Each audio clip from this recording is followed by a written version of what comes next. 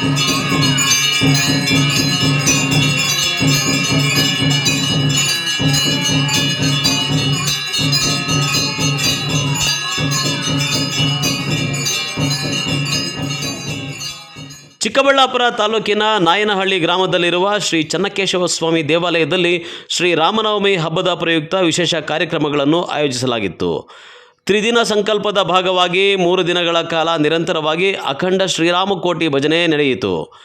ಗ್ರಾಮದ ಭಕ್ತರು ಹೆಚ್ಚಿನ ಸಂಖ್ಯೆಯಲ್ಲಿ ಭಾಗವಹಿಸಿ 3 ದಿನಗಳಿಂದ ಶ್ರೀರಾಮನ ಭಜನೆಯಲ್ಲಿ ತಲ್ಲೀನರಾಗಿದ್ದರು. ಭಜನೆ, ಪೂಜೆ ಮತ್ತು ಧಾರ್ಮಿಕ ಕಾರ್ಯಕ್ರಮಗಳ ಮೂಲಕ ದೇವಾಲಯದ ವಾತಾವರಣ ಭಕ್ತಿಮಯವಾಗಿತ್ತು. 3 ದಿನಗಳ ಕಾಲ ನಡೆದ ಈ ಭಜನೆ ಕಾರ್ಯಕ್ರಮದಲ್ಲಿ ವಿವಿಧ ಗ್ರಾಮಗಳಿಂದ ಭಕ್ತರು ಆಗಮಿಸಿ ಶ್ರೀರಾಮನಿಗೆ ಭಕ್ತಿ ಭಾವವನ್ನು ಮೆರೆದರು. 40 ವರ್ಷಗಳಿಗಿಂತಲೂ ಹಿಂದಿನಿಂದಲೂ ನಡೆಸಿಕೊಂಡು ಬಂದಂತಹ ಪರಂಪರೆಯನ್ನು ಕಾರಣಾಂತರಗಳಿಂದ ನಿಲ್ಲಿಸಿದ್ದರೂ ಇದೇ ಮೊದಲ ಬಾರಿಗೆ ಮತ್ತೆ ಪ್ರಾರಂಭ ಮಾಡಿದ್ದು ಅದ್ಧೂರಿಯಾಗಿ ಅಖಂಡ ಶ್ರೀರಾಮಕೋಟಿ ಭಜನೆ ಯಶಸ್ವಿಯಾಗಿದೆ. ಇನ್ನು ದೇಗುಲದಲ್ಲಿ ಮಹಾಮಂಗಳಾರತಿ ನಡೆಯುವ ವೇಳೆ ಆಗಸದಲ್ಲಿ ಗರುಡ ಪಕ್ಷಿಯ ದರ್ಶನ ಎಲ್ಲರ ಗಮನ ಸೆಳೆಯಿತು. Govinda, Govinda, Govinda, Govinda,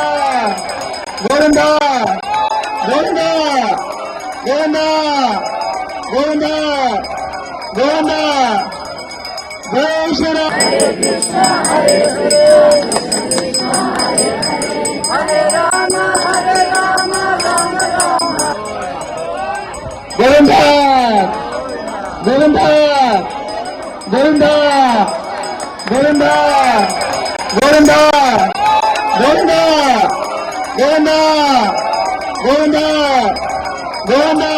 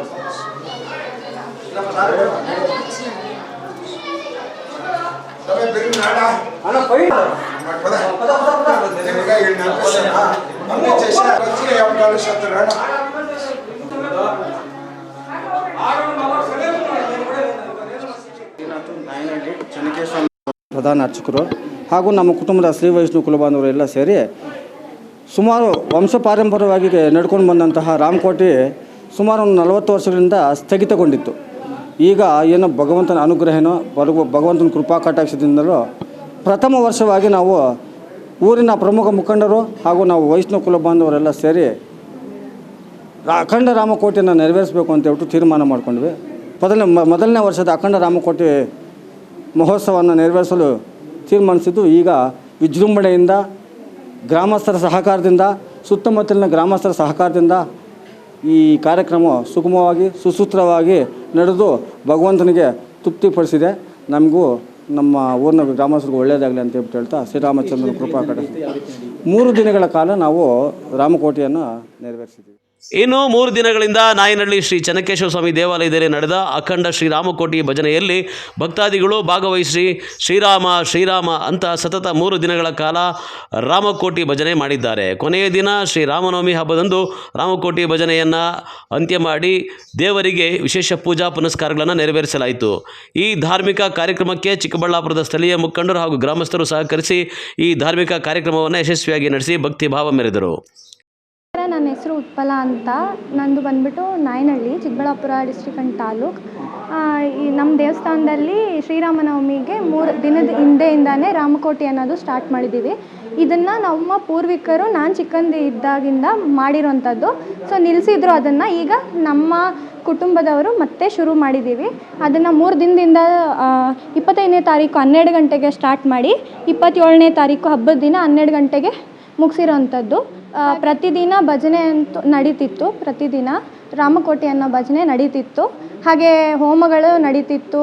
ಮತ್ತು ಅಲಂಕಾರ, ಪೂಜೆ 3 ದಿನದಿಂದ ಕಂಟಿನ್ಯೂಸ್ ಆಗಿ ಮಾಡ್ಕೊಂಡು ಬಂದಿದ್ದೀವಿ. ಇದನ್ನು ಮಾಡೋದ್ರಿಂದ ಊರವರೆಲ್ಲರಿಗೂ ಒಳ್ಳೆಯದಾಗುತ್ತೆ, ಹಾಗೆ ನಮ್ಮ ಕುಟುಂಬದವ್ರಿಗೂ ಒಳ್ಳೆಯದಾಗುತ್ತೆ. ಬರ್ತಿತ್ತಂತೆ. ಅದೇ ರೀತಿ ಇವತ್ತು ಸಹ 25 ವರ್ಷ ಆಗಿತ್ತು ನಿಲ್ಲಿಸ್ಬಿಟ್ಟು ಮಾಡ್ತಿರಲಿಲ್ಲ. ಸೊ ಈ ವರ್ಷನೇ ಸ್ಟಾರ್ಟ್ ಮಾಡಿದ್ದು. ಅದೇ ರೀತಿ ಈ ವರ್ಷ ಸಹ ಗರುಡ ಬಂದು ಹೋಗಿದ್ದು ತುಂಬಾ ಖುಷಿ ಕೊಡ್ತಾ ಇದೆ ನಮಗೂ ಮತ್ತು ಈ ಊರಿನವ್ರಿಗೆಲ್ರಿಗೂ. ಇದರಿಂದ ತುಂಬ ಸಂತೋಷ ಆಯಿತು. ಈಗ ರಾಮಕೋಟಿ ಅಂತಂದಮೇಲೆ ನಿಲ್ಲಿಸೋಂಗಿಲ್ಲ, 24 ಗಂಟೆನೂ ರಾಮ ಭಜನೆ ಮಾಡ್ತಾನೇ ಇರಬೇಕು. ಅದೇ ರೀತಿ ನಾವು ನಮ್ಮ ಕುಟುಂಬದವರು, ಊರಿನವರು ಎಲ್ಲರೂ ಸಹಕರಿಸಿ ತುಂಬ ಚೆನ್ನಾಗೇ ಮಾಡಿದ್ದೀವಿ. ತುಂಬ ಖುಷಿ ಆಯಿತು.